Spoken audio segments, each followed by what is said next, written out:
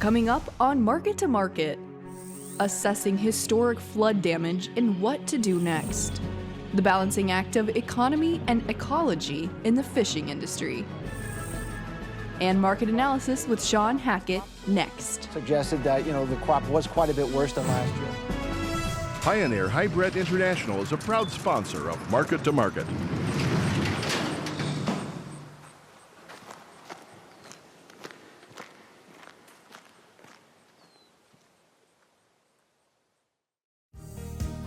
Tomorrow. For over 100 years, we've worked to help our customers be ready for tomorrow. Trust in tomorrow. Information is available from a Grinnell Mutual agent today. AccuSteel, offering fabric-covered buildings specifically designed for the cattle industry since 2001. The next generation of cattle buildings. Information at accusteel.com. This is the Friday, April 26th edition of Market to Market, the weekly journal of rural America. Hello, I'm Delaney Howell. The U.S. economy beat expectations last quarter despite headwinds of global weakness and trade tensions. Add in the weather, and rural America was under more warnings this week as a tornado killed 2 people Thursday in northern Louisiana. Flooding from Texas to the Canadian border remains a story, as winter's fall and snow is still melting and continues to leave large sections of the Missouri River Valley in disarray. Josh Bittner reports. We had about 5.5 foot of water. You can see the line on the bins over there. Kevin Cruz farms 1,000 acres in Purcellville, Iowa, straddling Interstate 29 and the Missouri River. His land flooded this year, much like in 2011, when the waterway's corridor was ravaged to the tune of $2 billion. A bit less than damage estimates this time around. But Cruz says 8 years ago, landowners had 10 days' notice devastation was on its way, as opposed to this year's bomb cyclone blitzkrieg and its aftermath. We got it in the basement pretty good, about 5 feet in the house. We almost had the basement cleaned out. We had one more day, and the water came back. Another 2 feet of water again. What do you do? Cruz's corn and soybeans were already in the ground when flooding hit in 2011 and fully reimbursed through crop insurance. This year, he might be lucky to get anything planted at all. Right around $150,000 I got sitting there. Cruz has 25,000 bushels of previously harvested crop on hand, but says others held on to 8 times as much, and like him, can't access and salvage remaining bins. Low prices, oversaturated commodity markets, and trade disruptions have all helped lead to record on-farm storage in recent years. But those surpluses aren't eligible for current federal aid. Right now, Iowa needs disaster assistance, and it's time for Congress to act. That's right. The vice president called for a relief package earlier this month on his second trip to flood areas. So my question is, could you speak to the impact? U.S. senators recently grilled the Army Corps of Engineers, the federal agency tasked with dam management along the Missouri River, over flooding in the region. Critics demand flood control take top priority, but with limited resources, only Congress can divert from missions like navigation and habitat protection. You'll just have to play it by ear. Yeah. Doug Astrup, an insurance agent with Iowa's Fremont County Farm Bureau, says area producers may still be able to beat late planting deadlines, but prevented planting provisions, up to 60% of market value, may not pay out until late summer. A lot of us wait and see because you can't get to some of the stuff yet. So much still has to come down from Montana, North Dakota, and South Dakota, and there's so many breaches from Omaha south. It is so much bigger than 2011 ever thought about being. While some may sit out this growing season, researchers say it's an opportunity to heal land polluted with silt, trash, and other debris. Restoration of flooded soils is really critical. So get roots back into that soil, get the biology working. It's going to be a matter of how quickly can we get a plant back on there and then go back to the economic crop. Dr. Jerry Hatfield directs USDA's National Laboratory for Agriculture and the Environment on the Iowa State University campus. He says harnessing flood byproducts might be a cheap route to rejuvenation. They're going to get a weed flush coming up this spring, look at what weeds are there and see how they can utilize those as a potential cover crop. You know, they've got tap roots and they really do get down deeply into that profile. I just prevent them from going to seed. Kevin Cruz welcomes the advice, but thinks he'll be at the mercy of the river for months before levees are patched and water levels subside. Oh, hey, that's Mother Nature, I guess. You know, that's farming life. Yeah, pull the boots up and go back at it. For Market to Market, I'm Josh Bittner.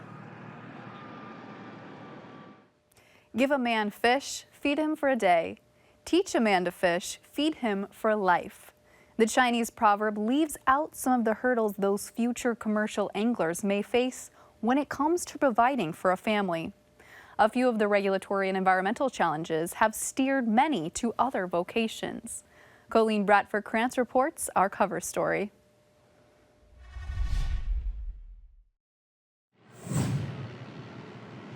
While stopping short of comparing sightings of other young commercial fishermen to seeing the Loch Ness Monster, North Carolina's Mac Hopkins has noticed how few in the Outer Banks seem to be preparing for a future in the industry. Around here, I feel like there's really not that many young people coming up in it. My friend Brandon, he's right here, and we just got a couple of us good buddies, you know, that I feel like we're the young crowd coming up. Hopkins, who works on his family's boat fishing for tuna, mahi-mahi, and swordfish in the Atlantic Ocean, says while government regulations have helped make U.S. seafood some of the safest in the world and have protected shellfish, sea turtles, and other species, some rules may be inadvertently choking out a way of life in oceanside communities. As a boy, Hopkins learned to fish running his own small skiff in Albemarle Sound. But regulations intended to protect sea turtles and other species have put a damper on the practice of children setting out on spontaneous fishing expeditions. That's where a lot of boys start, you know, young, and then they shut. You can't hardly do that anymore. It's very, very strict now.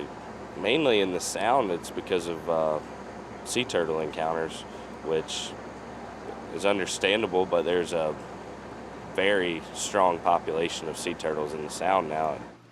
Fisheries specialist Sarah Mirabilio, an employee of the Federal State Research and Educational Partnership North Carolina Sea Grant, understands the concerns of oceanside communities, but applauds the progress made in protecting the area's marine life. So we want long-term continuance of our natural resources, but we also want to balance that so that we have a coastal economy. Another threat facing the area is rising sea levels. Although experts disagree whether a predicted 1/8 inch per year encroachment is valid, Outer Banks fishermen are more worried about current financial conditions than losing 6 inches of shoreline over the next 50 years. They have a lot of threats at them right now.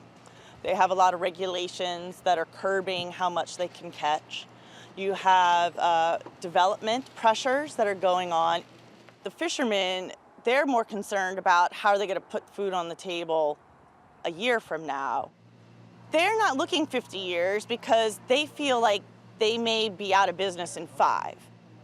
As far as hurricane and stuff and the rising waters, I ain't seen a whole lot of difference over the years. I mean, I know it's millimeters or whatever, but I haven't noticed anything. I mean, it's such a minute increase.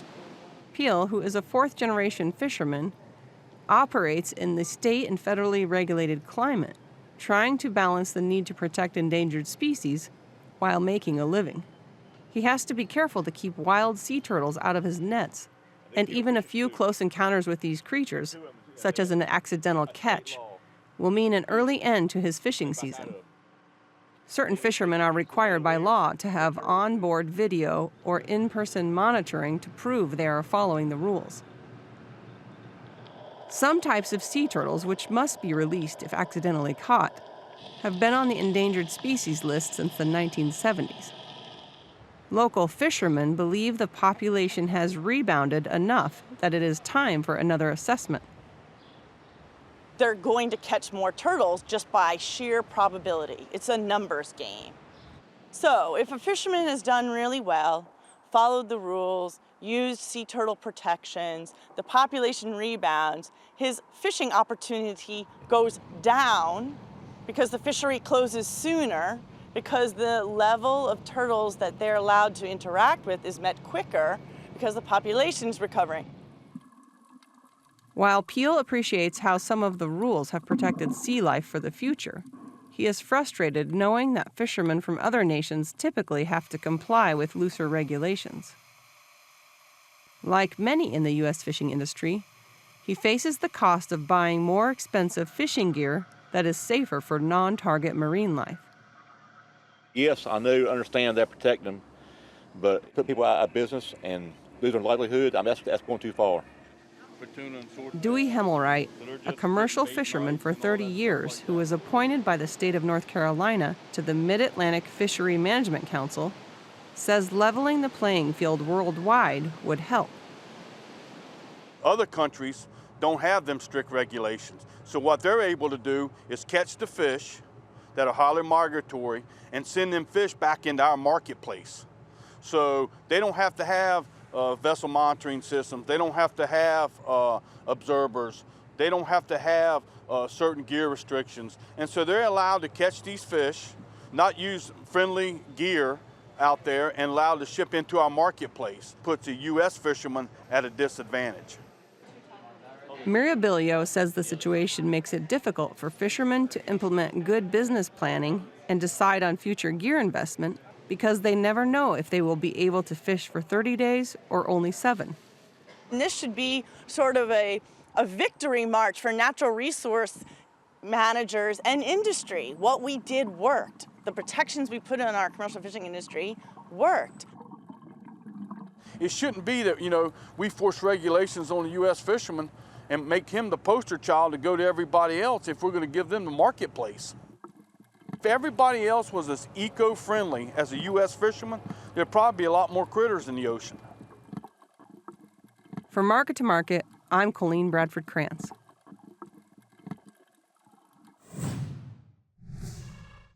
Next, the Market to Market Report. 17th century English author Thomas Fuller coined the phrase, "The darkest hour is just before dawn."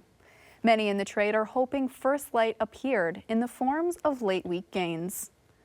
For the week, July wheat fell 6 cents, while the nearby corn contract also dropped 6 cents. The broken record of no trade deal with China and a nearly complete South American harvest impaired upward movement. The July soybean contract plummeted 27 cents. July meal lost $3.10 per ton. July cotton declined 57 cents per hundredweight. Over in the dairy parlor, May Class 3 milk futures improved 62 cents. There was a big sell-off in the livestock market. June cattle dropped $7.63, August feeders fell $7.83, and the June lean hog contract shed $8. In the currency markets, the U.S. dollar index gained 59 ticks. June crude oil lost 98 cents per barrel. COMEX gold rose $12.60 per ounce. And the Goldman Sachs Commodity Index fell 5 points to finish at 444.10. Joining us now to offer insight on these and other trends is market analyst Shawn Hackett. Shawn, welcome back. Thanks. Shawn, I want to start out here talking about the wheat market. We saw July KC put in a new low. Minneapolis and Chicago were not far behind, if maybe did touch some of those contract lows. How much lower can we go? Well, we're kind of doing the pre-harvest pressure that you typically see. A lot of farmers sell wheat right off the field. They don't store it. Right now, the gradings are way up from last year, and so everyone's expecting a big crop. Of course, weather's still in vogue. There still can be there's a lot of excessive moisture coming in for Oklahoma, for example, and Kansas, and that may still create some problems. But right now, the market's saying big crop, harvest coming, pressure. We got to find a bottom for this place. And so this is kind of typical pre-harvest action. Probably not a whole lot more to go where we are now, but probably not a whole lot of reason to rise unless Mother Nature gets involved here in May. So what are you expecting to see for a range if we're not going to maybe head much lower, but we're also not going to gain much? I think $4 on the KC wheat, for example, was probably your low. It was the low that we hit last year. When we look at relative value, we look at relative value of KC wheat to all other commodities. It's right now trading at the third cheapest level in 50 years. So, we're at levels where we really don't have a lot of examples of wheat getting much cheaper, but at the same time, those are lots of longer term forecasts. It doesn't mean that we have to, rocket higher, but I would say, this rally could rally 20 or 30 cents just because of short covering, that sort of thing right now. Okay, let's talk about short covering going on in the corn market right now. We saw some strength on Thursday. Was that because the funds are finally starting to maybe sell out of some of those short positions? Well, certainly that's happening a little bit. We never know why they buy or why they sell because the algorithm is sort of secret, right? But certainly, as we get into this weather scenario that we've been dealing with, in April, fine, we can catch up, no worries, but we're continuing to see excessive moisture, snow in the northern belt, and for the next 2 weeks at least into mid-May, and we're just not going to catch up the way it looks over the next couple of weeks. And I would say some of the funds have to have in their algorithm some point where they say this could be a problem, we need to start covering. That might have happened on Thursday when we had that reversal, 350 or 351 July corn, and then we rallied right off the lows. I think weather's starting to finally maybe play into the psychology of the corn market at least. How much can we really gain from the weather market, though? Because, Shawn, as we know, farmers can get into the field. They can probably plant a week and a half if they have really good dry weather with the technology and the equipment we have. So do we have that much more of a weather premium to build in? I think we do if we get into mid-May and we're still way behind. The University of Illinois said 2 weeks, if you have good weather and everyone rocks and rolls, that you can get the crop planted in the main corn states. And so if we get into mid-May and we're still way behind and we're still not seeing any big windows to open up, I think there's definitely more weather premium to put in. It wouldn't surprise me if another 10 or 20 cents could put into the corn market if we get into mid-May and we're really not catching up much. And I don't think we are. It looks really bad right now. It does. And maybe we'll see some differences on this next week's planting progress report. Is weather the reason you mentioned in your newsletter this week that you believe smart money is moving closer to a buy signal? We never know why smart money or insiders do what they do, but we can speculate. I would speculate that probably the weather's starting to make the smart money consider buying. Just the fact that we're getting so low in many markets, that the economics are so good that they can't help themselves but buy some. And I do think as much as we keep thinking about the trade deal and it's not happening or no, but maybe they know something we don't know. Maybe they know it actually is going to finally come to fruition, and because they've gotten really aggressive here in the last 2 weeks when they really have not. So maybe they know something we don't, and I'm hopeful they're right. Okay. I think that poses the question. This is a question I get from producers a lot, and quite a few producers wrote in and asked essentially this question. We've got one here from Matt in Amherst, Wisconsin. He said, is it okay to throw the seasonal trends charts out yet for all grain commodities? I would say no, it's not time yet to throw the seasonal trends out, but sometimes seasonal trends are abided by and sometimes they're not. That's an average. Right now, we've obviously not been following seasonal trends and in any of the grain commodities. Yeah, we really haven't. We've been kind of doing everything opposite of what you would expect to see. And there's so much going on that's caused that. Strong dollar, trade problems, and just, it's just been a confluence of things, but I don't think we can say that the seasonal pattern is dead yet, but certainly we're not following it. So there's a possibility that if we don't rally now, we might rally counter-seasonally later in the season. So we have to be ready for that. So let's talk about the beans and what's going on with the Chinese trade deal. Of course, as you mentioned, maybe the funds know something that we don't. But Shawn, if we get a trade deal in place, we still have a really large global stockpile. So does the U.S.-Chinese trade deal change anything for the futures long term? It depends on the details, right? We hear all these rumors about how much they're going to buy. They're going to buy 30%, half the soybeans we have. The reality is, given what we see with the planting weather, maybe gaining an extra 1 million or 2 million acres of soybeans, or looking at a 1 billion bushel carryout, it would seem a trade deal wouldn't be enough to rid ourselves of our bearish fundamentals. We would need a weather problem in August to do that. And so any rally that we would get on a trade deal, should we get it, probably should be sold. That's the way it looks to us right now. It's really hard to see how they would buy that many soybeans from us and remove this bearish overhang. But it could create a short covering rally if we were to get it. Shawn, final question for you when we talk about beans, because we definitely have a lot to talk about in the livestock and dairy markets. The path of least resistance seems to be down for the bean contracts. July put in a new contract low this week. How much lower is that path? We have clear support, in the low 8s, really. That's kind of where we were. if you remember, at harvest time, and then we got excited about trade and the market moved higher, and we've been sort of holding the line, and now everyone's just getting so frustrated and they're finally just giving up, like this is not going to happen, and we're seeing more acres possibly coming in, and so we're just pushing this market down. But there's more downside here. Short term, if there's no trade resolving, low 8s is on the docket. I mean, the chart pattern is pretty clear on this. Okay. Let's talk about the charts when we look at the cattle market. Let's start with the live cattle market. The chart, you look at it and it was a drastic drop here over Thursday and Friday.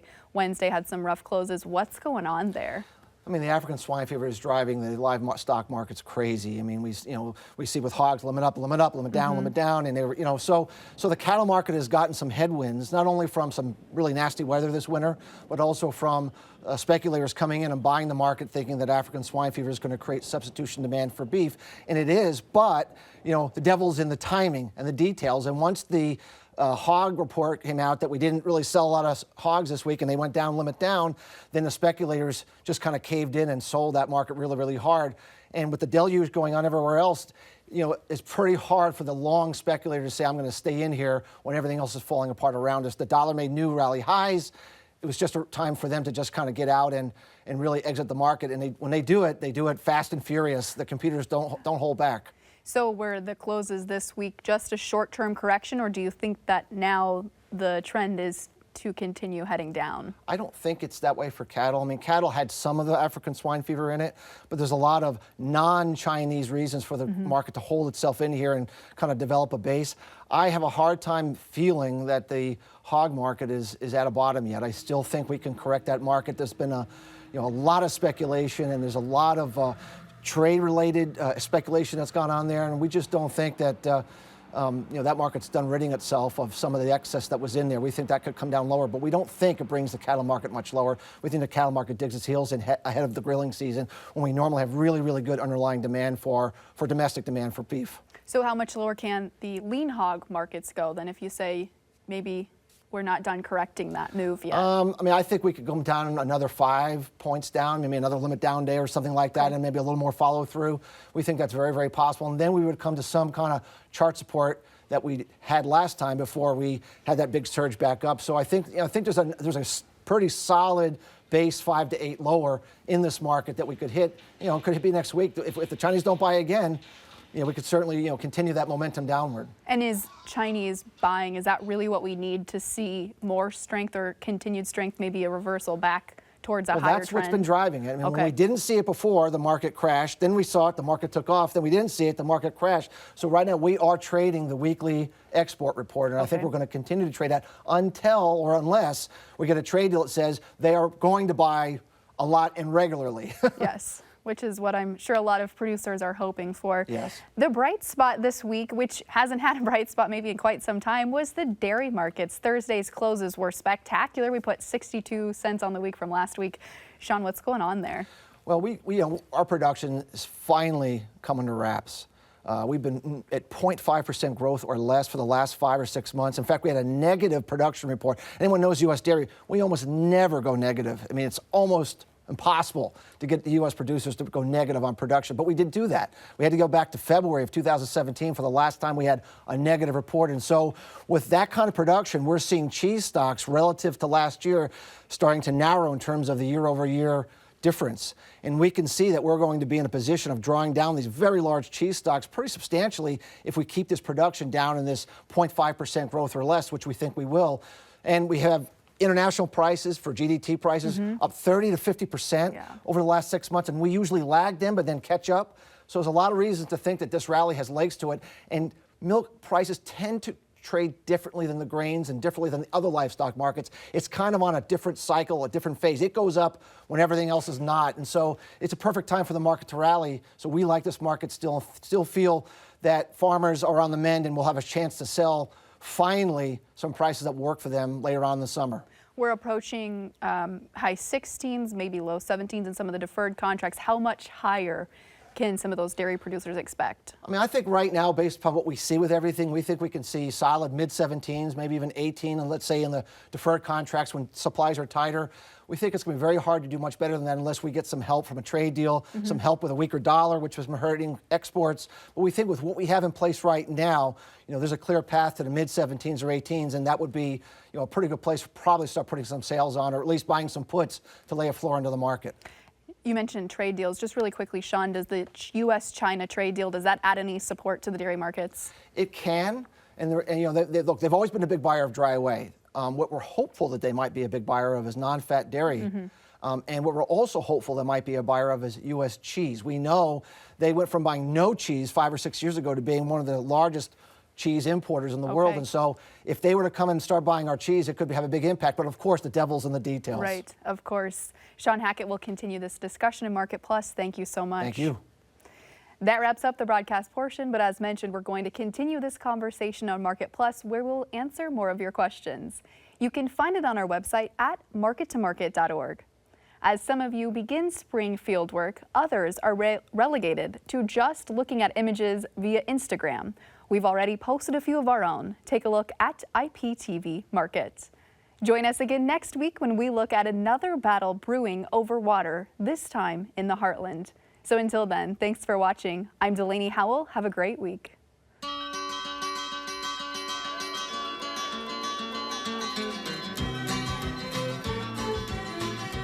Market to Market is a production of Iowa Public Television, which is solely responsible for its content. Pioneer Hybrid International is a proud sponsor of Market to Market.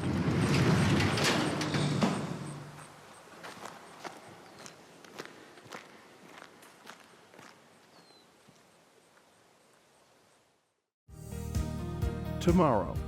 For over 100 years, we've worked to help our customers be ready for tomorrow. Trust in tomorrow. Information is available from a Grinnell Mutual agent today. AccuSteel, offering fabric-covered buildings specifically designed for the cattle industry since 2001. The next generation of cattle buildings. Information at accusteel.com.